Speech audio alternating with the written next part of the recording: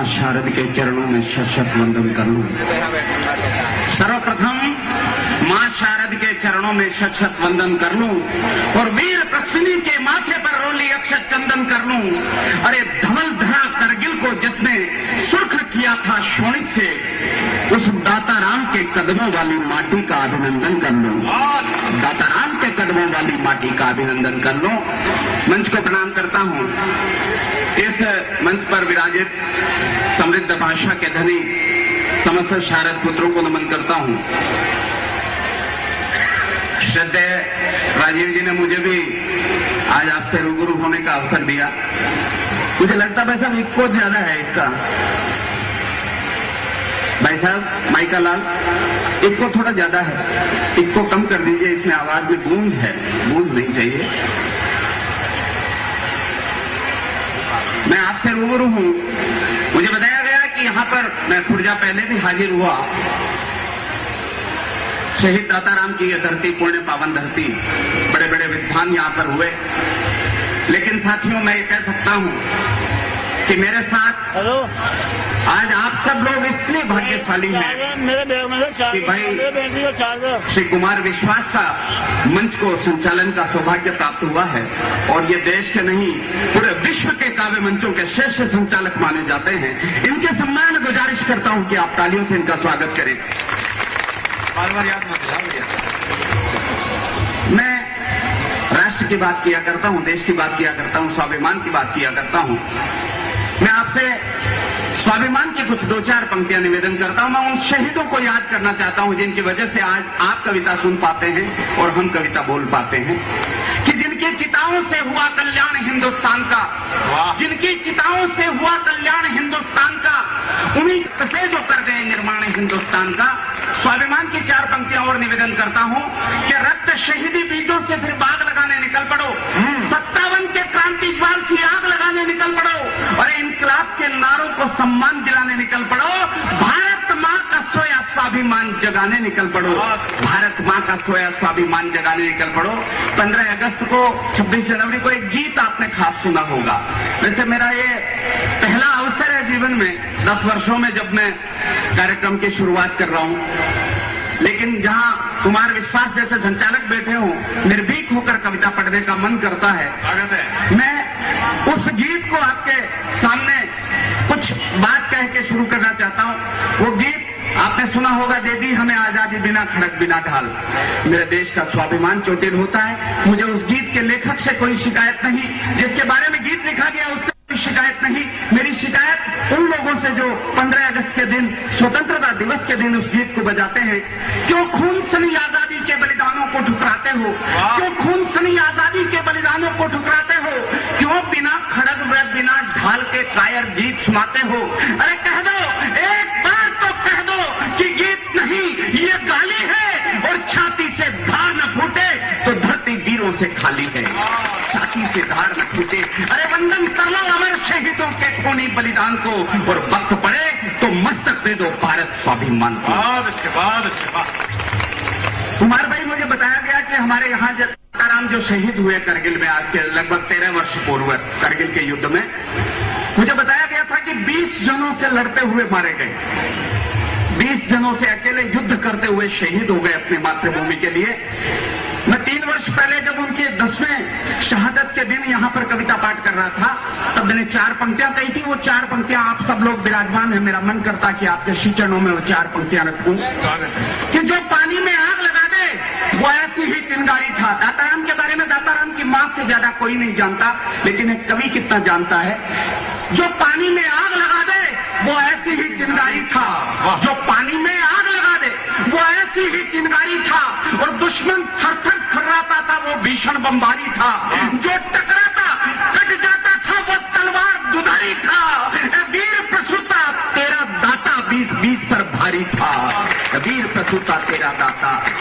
पंक्तियां बढ़ता हूं कि अंगार दहकते पथ पर भी हम कभी मौत से डरे नहीं और 100 घाव सहे सीने पर मरकर भी हम मरे नहीं। अरे बारूदी चिंगारी तो क्या दावानल से जले नहीं, बारूदी चिंगारी तो क्या दावानल से जले नहीं। और दीवारों में चिने गए पर धर्म युद्ध से टले नहीं। दीवारों में चिने गए पर धर्म युद्ध से। यहाँ पे एक टिप्पणी करना चाहता हूँ। गुरु गोविंद सिंह के दो बेटों फतेह सिंह और जोरावर सिंह को जिंदा दीवार में चिना जा रहा था, तो फतेह सिंह की आंख का आंसू टपका और जोरावर सिंह के कंधे पर गिरा। बड़े भाई की आंख से आंसू टपकता देखकर छोटे भाई ने कहा, हे बड़े भैया, जब राष्ट्र के लिए, धर्म के लिए शहादत का वक्त आया तो मैं आपकी आंख में आंसू देख रहा हूँ। गुरु गोविंद सिंह की औलाद की आंख में आंसू, ये मैं क्या देख रहा हूँ? तब फतेह सिंह का जवाब होता, साहब कि छोटे भैया, मेरी आंख से आंसू तब नहीं टपका जब यह फैसला किया गया कि हमें दीवार में जिंदा चिना जाएगा। मेरी आंख से आंसू तब भी नहीं टपका जब यहाँ घुटनों के यहाँ पर दीवार आ गई थी और घुटनों पर ईंट नहीं लग पा रही थी, तो ईंट को तोड़ने के बजाय तुम्हारे घुटनों को छीला जा रहा था, तब मेरी आंख से आंसू नहीं टपका। लेकिन अब जब मैं देख रहा हूँ कि दीवार कंधे तक आ चुकी है, मेरी आंखों से मुझे मेरे छोटे भाई की शहादत को देखना पड़ेगा, जबकि इस मातृभूमि पर पहले मैंने कदम रखा, मैंने पहली श्वास ली थी और ये अधिकार भी मेरा बनता था कि तुम अपनी आंखों से मेरी शहादत को देखते। तब पंक्तियां पढ़ता हूँ कि दीवारों में चिने गए पर धर्म युद्ध से टले नहीं। अरे होड़ मचेगी फिर भारत के बेटों में बलिदान की, फिर शोणित से लिखनी होगी गाथा हिंदुस्तान की। उठाओ हिंद के वीर, पतन की किलकारी में जोश भरो और धरती अंबर गूंज उठे, वो भीषण तब जय घोष करो। बोलिए भारत माता की, भारत माता की। ये भीषणतम जय घोष तो नहीं है, और खासतौर से मैं सोचता हूँ खुर्जा से उठा हुआ जय घोष नहीं है। दिल्ली तक आवाज नहीं जाए तो खुर्जा से जयकार नहीं बोली जाती। भारत माता की। बहुत बहुत धन्यवाद। मैं कुछ पंक्तियां और निवेदन करता हूँ कि अमरनाथ के मसले पर जब स्वर विद्रोह का उठता है तो गद्दारों की बातों से दम भारत माँ का घुटता है। वंदे मातरम के गायन पर जो प्रतिबंध लगाते हैं और देशद्रोही जो भारत माँ को डांग तक कर जाते हैं, अरे अफजल और कसाबों को जो जिहादी बतलाते हैं और भगत सिंह से वीरों को भी आतंकी कह जाते हैं। अरे काबू में रखना चाहो तालियां रोकना। और इन दो पंक्तियों पर तालियां मांगता हूं, खुर्जा की जनता किस तरह से देशभक्ति को सुनती है कि काबू में रखना चाहो, काबू में रखना चाहो कमजरफों की जुबान को, तो एक बार गुजरात बना दो पूरे हिंदुस्तान को। अरे हिंद शिखरों से ऊंची कर दो हिंदुस्तानी शान को, और वक्त पड़े तो मस्तक दे दो भारत स्वाभिमान को। थोड़ा मैं चाहता ये हूँ एक बार और तालियां बजाकर आप योगेंद्र से कहें, कुछ और कविताएं सुनाएं। मतलब दाताराम का बलिदान तो है ही, लेकिन जितना, हाँ वो कह रहे हैं एक बार दोबारा गुजरात दोबारा होना, इनका प्लॉट दोबारा काटो, एक बार दोबारा। मुझे लगा इसी कविता को दोबारा सुना। नहीं, ये तो कभी इतना बसते हैं, तो पैदा हुआ तो तब भी वंश मोर की आवाज आई थी। घर में सबसे छोटा, इसलिए दोबारा की व्यवस्था हो नहीं पाई। एक कविता शायद आपने आस्था चैनल पर सुनी होगी। मैं तब इस कविता का जन्म होता है, तब ये कविता आपके बीच पढ़ना चाहता हूँ।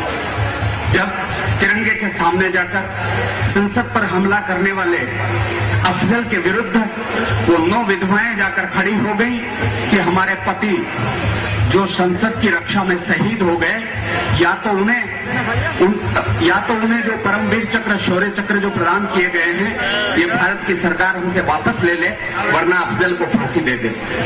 इस मांग के बाद मैंने कविता को लिखा। कविता क्या है? पिछले दिनों मुंबई में एक बम कांड हुआ जिसमें हमारे कुछ निर्दोष लोग मारे गए। वैसा थोड़ी सी शांति दो ना यार।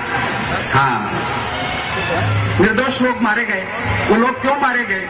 एक रिपोर्ट प्रस्तुत करने के लिए कहा गया कि एक रिपोर्ट सौंप दी जाए कि हमला क्यों हो गया।